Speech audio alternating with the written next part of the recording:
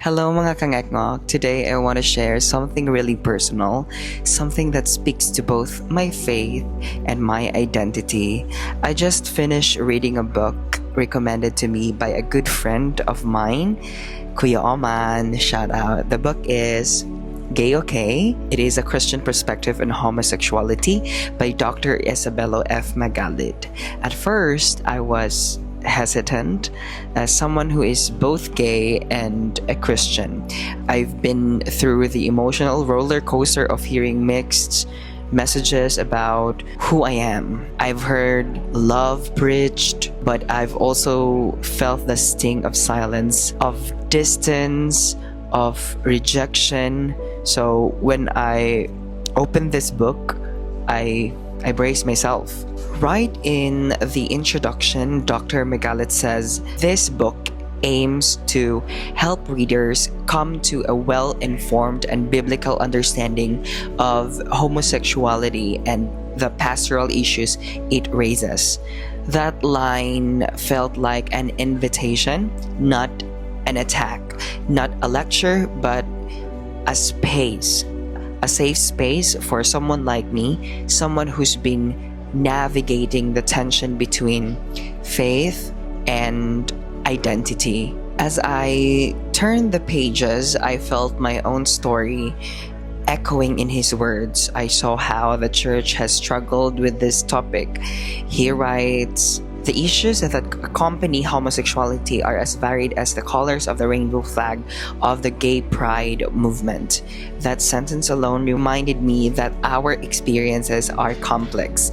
We're not just a moral issue, we're also people living, loving, hurting, hoping. There was one question in the book that really hit me. The question goes like, why is the evangelical church generally homophobic? I had to pause. I've asked myself that for many years. Why does the very place where I found Jesus also feel like the place where I have to hide?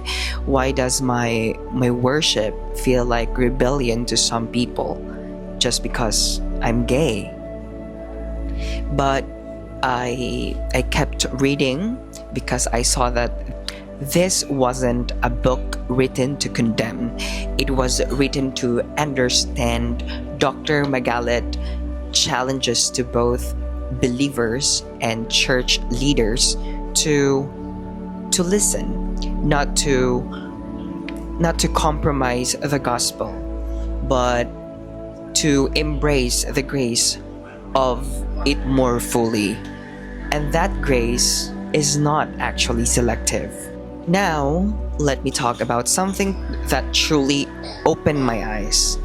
Part 3 of this book, where Dr. Magalit talks about the law in the Philippines. I really felt this part in my bones. He explained how the law still doesn't fully protect LGBTQ plus individuals. There are still no national anti-discrimination laws based on sexual orientation and gender identity. Yes, some cities have already ordinances, but they're actually not enough.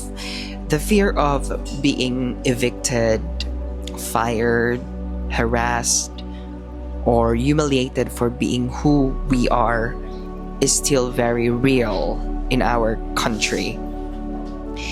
And it shouldn't be like that, right?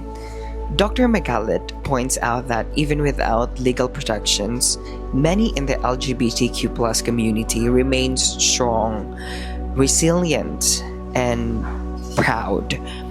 But he also emphasizes how the church should not add to the burden. It should be leading the way in advocating for justice, for dignity, for basic human rights. And yet, often, it's the loudest in resistance. I realized reading this that Christian compassion cannot stop at the church door. If we truly follow Christ, Our love should be public. It should defend.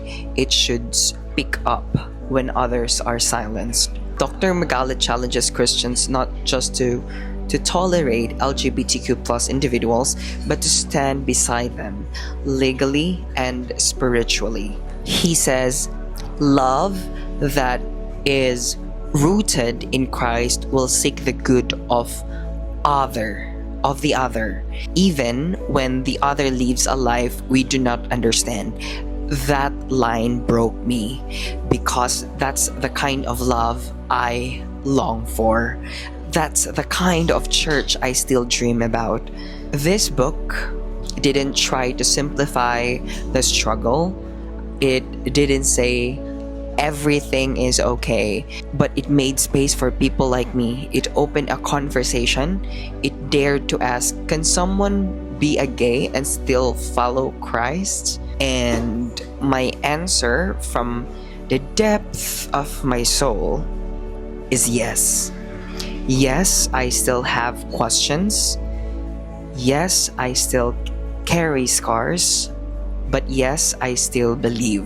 This book reminded me that God is not confused about me, that I'm not an accident or a mistake, that my existence is not a problem to be solved, but a life to be loved.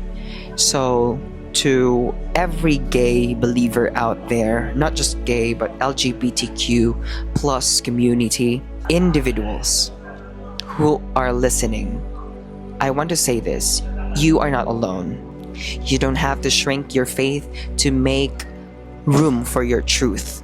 You are allowed to wrestle, to wonder, to worship. And yes, you are allowed to be fully, radically loved by God. Thank you, Dr. Magalit, for this book. Thank you for writing this. And thank you for Kuya Oman for handing it to me. And thank you so much to you, NgekNgoks, for sitting with me in this reflection. May we keep asking better questions, showing deeper grace, and walking in a truth that sets people free. Because yes, I'm gay. And yes, I'm okay. This is Neil. Ug dili na ko magdugay. Sawadee ka.